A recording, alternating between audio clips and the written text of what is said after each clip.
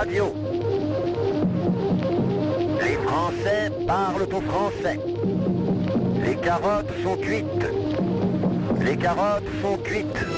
Sud Radio Berkov dans tous ses états. C'est un petit quatrain qui date de quelques siècles, qui se formulait ainsi: un vent de fronde s'est levé le matin, je crois qu'il gronde contre le Mazarin.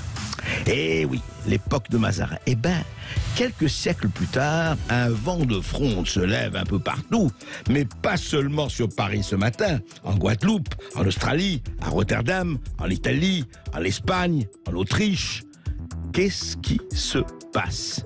On va en parler avec quelqu'un qui est bien placé pour en parler, Michel Maffezoli. À tout de suite. Sud Radio Berkov dans tous ses états.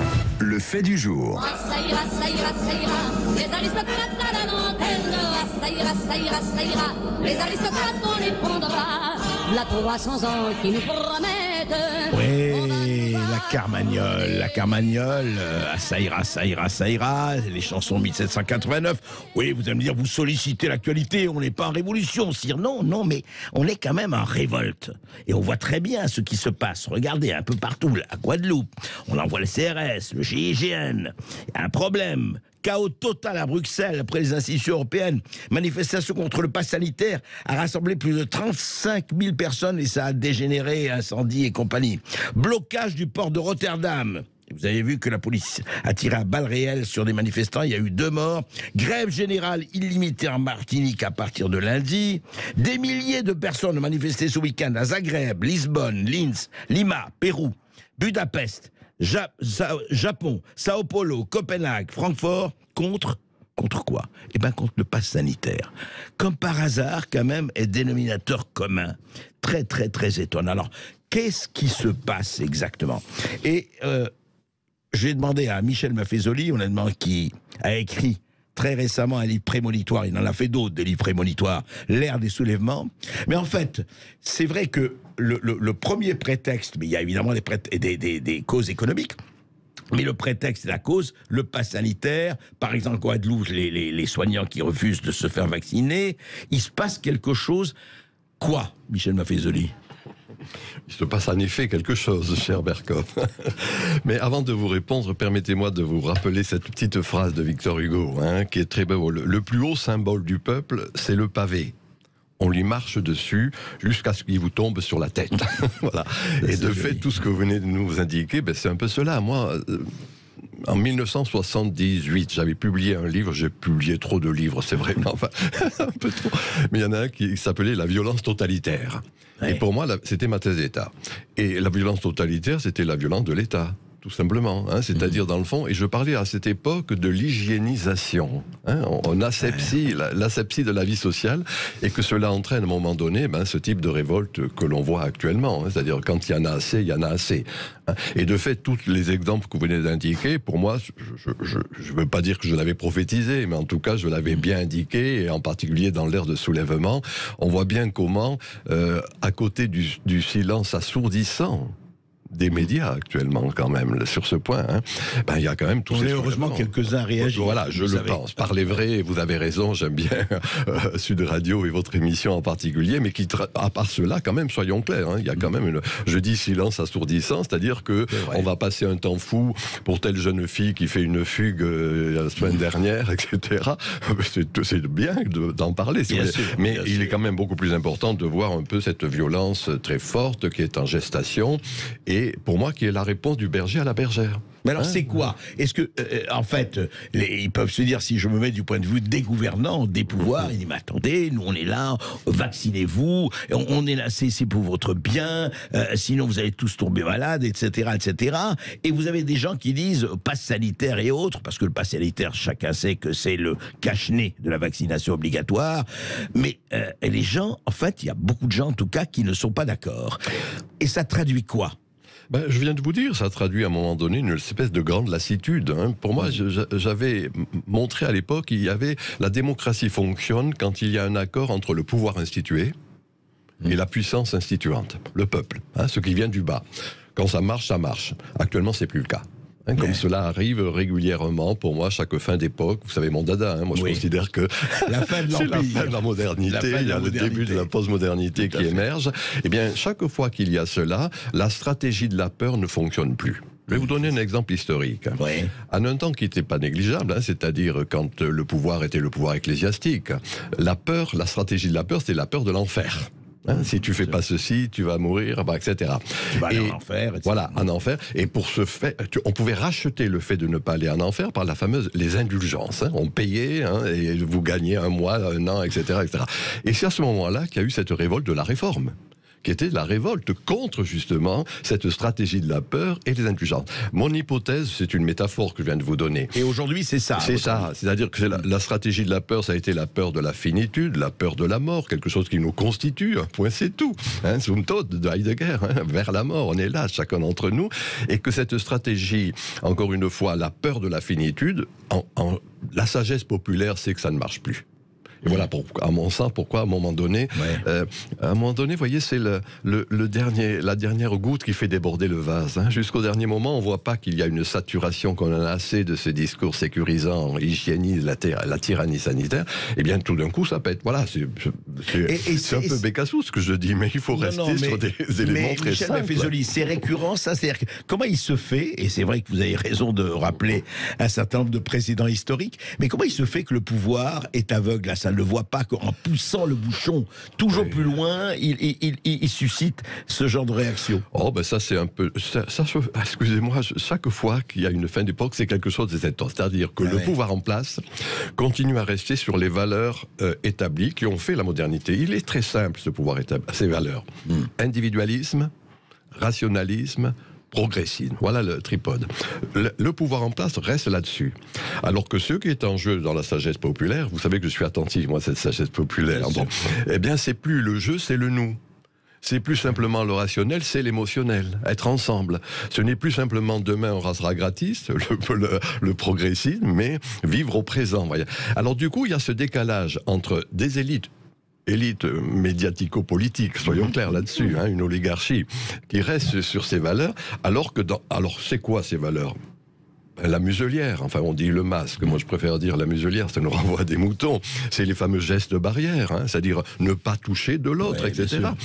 Alors que dans le fond, il y a au contraire ce désir. On ne parle pas du tout dans cette violence actuelle de ces rassemblements juvéniles. Multiples et divers, rarement on entend parler. Alors que dans ces rassemblements musicaux, il s'agit de se toucher, tout simplement. Vous voyez, il s'agit, à bien des égards, de ne pas respecter ce qui est censément la chose établie, c'est-à-dire la mise à distance de l'autre. Voilà, alors, voilà ma réponse. Vous voyez, cette élite médiatico-politique, j'insiste, parce que le côté perroquet de la médiocrité, de la médiacratie est important. Le psittacisme. Eh bien, qui reste encore une fois sur ces valeurs de mise à distance, alors qu'il y a une espèce de pulsion qui donne envie d'être là. Les manifestations, tout de même, je veux dire, elles chaque sont quand samedi, même nombreuses. Elles sont nombreuses, c'est tout. Et puis ça s'étend, c'est ça qui est étonnant vis-à-vis du pass sanitaire. Quelque chose de Michel Maffezoli, est-ce qu'au fond, c'est quelque chose qui, évidemment, la mondialisation a joué, le fait de la circulation capillaire des réseaux sociaux, etc., vous en avez aussi parlé, est-ce que ça, on sait que ça accélère la chose, est-ce que ça joue un rôle extrêmement important dans cette je pense qu'il y a on l'analyse assez peu en France, mais mes amis brésiliens font justement demain un colloque là-dessus sur le net activisme. Le net activisme, c'est-à-dire c'est plus simplement les partis qui décident comment vous vous comportez, mais sur les réseaux sociaux, forums, discussions, etc. Et là, si vous voulez, c'est quelque chose qui est important. C'est ce qui favorise une autre forme de violence contre l'État, dont on ne parle pas assez. Moi je dis, il y a la forme explicite et puis une forme implicite. C'est l'abstention. C'est là l'abstention. Je veux dire, quand on sait qu'aux dernières élections, il y avait 70% d'abstention, 80% pour les jeunes générations, voilà aussi une forme de violence. Ce que j'appelle, moi, la réponse du berger à la bergère. Tu veux me soumettre, ben voilà, on se tait. Enfin, voilà, on se tait. Et dans le fond, on n'est plus là dans le processus démocratique tel qu'il a bien fonctionné. Représentation politique, etc. On va en parler avec vous encore, Michel Maffezoli, parce que question à vous poser sur l'avenir immédiat, et c'est très intéressant vers quoi on va. On se retrouve tout de suite après ceci. Ici Sud Radio. Français parlent au français. Je n'aime pas la blanquette de veau. Je n'aime pas la blanquette de veau. Sud Radio Berkov dans tous ses états. Et non, je ne suis pas le seul à être dans tous mes états, vous l'avez vu, hein, de Guadeloupe à Rotterdam, en passant par Paris d'ailleurs, et nous sommes toujours avec Michel Maffezoli, dont je rappelle le récent livre qu'il faut lire absolument, L'ère des soulèvements, parce que soulèvement il y a, mais alors justement, ces soulèvements, Michel Maffezoli, qu'on voit un peu partout, à votre avis, ils se produisent à l'état de, voilà, de secousse, de révolte, mais qui après s'apaise, ou ça peut se transformer, à votre avis, aujourd'hui ou dans l'époque où... Non, pour moi, c'est vraiment des moments séquentiels. Hein, c'est-à-dire, l'image que je donne dans ce livre que vous venez aimablement de citer, c'est le lac de montagne, l'eau est étale, et en dessous, ça grouille. Et de temps en temps, il y a des grosses bulles avec des métastases, mais qui cessent aussi rapidement. Et à mon sens, c'est quelque chose de cet ordre qui est en jeu. Vous voyez, c'est-à-dire le fait que, alors que ce à quoi nous étions habitués, c'était des partis politiques qui prévoyaient la révolution, qui la préparaient. Le léninisme en est une bonne expression, hein, le trotskisme, c'est diverses modulations. Moi, j'ai la conscience, le révolutionnaire a la conscience, le peuple est un peu débile, je vais lui apporter la conscience de l'extérieur. Ça marche plus, ça. Et de fait, c'est intéressant de voir le silence des syndicats ou des partis politiques concernant ce qui est en jeu actuellement. Exact. Un silence, là aussi, qui est très intéressant. Et pour moi, voilà, il va y avoir une multiplicité, j'insiste, des soulèvements. On est dans une période intermédiaire. Entre deux époques, il y a une période crépusculaire. C'est ce que nous vivons. Hein. On est en train de voir ce qui est en train de cesser. On balbutie sur ce qui est en train de naître. Vous rejoindrez l'expression de Gramsci entre le vieux qui n'est pas encore mort et le jeune qui n'est pas encore né. Enfin. Non, mais moi j'aimais bien Gramsci. Il a été récupéré de diverses manières, mais j'aimais bien ce vieux Marceau qui n'était plus marxiste véritablement. C'est vrai. Non, mais pour revenir à cela, est-ce que quand même il ne peut pas y avoir un durcissement effectivement des pouvoirs qui... Ah ben oui, c'est le cas actuellement dans ce qui est le pass sanitaire, qui est une tyrannie sanitaire. Mais en même temps, c'est intéressant de voir que cette tyrannie, elle ne fait plus tout à fait recette. Voilà. Alors, restons sur l'idée de la Boétie, la servitude volontaire. Bon, actuellement, il y a une forme de servitude volontaire, hein, une forme de soumission à bien des égards. Peut-être en France en particulier, on le voit moins en Italie, on le voit moins en Allemagne, à Amsterdam, etc. Mais en même temps, la Boétie montre que quand il y a cette servitude volontaire, au bout d'un moment, c'est ce que j'appelais la dernière goutte qui fait déborder le vase. Hein, eh bien, il montre bien qu'à un moment donné, il y a une forme de duplicité qui va s'exprimer. Et donc, voilà, moi je fais une hypothèse, je suis pas un prophète, hein, mais d'une manière comme ça hypothétique, je considère qu'il y a une multiplicité de ces soulèvements. C'est ce que j'indique effectivement dans mon dernier livre, contre dans le fond la technocratie, contre la bureaucratie, qui veulent toujours... L'idée de la technocratie, ou de la bureaucratie, ou de l'idéologie du service public qui a pris le public à son service, moi je rappelle, eh bien c'est « tu te soumets, je te protège ». C'est ça. Voilà. En gros, protection, soumission. Liberté, sécurité. Voilà, tu me donnes ta liberté, je te donne la sécurité. Et je suis censé te protéger au travers des diverses mesures, etc.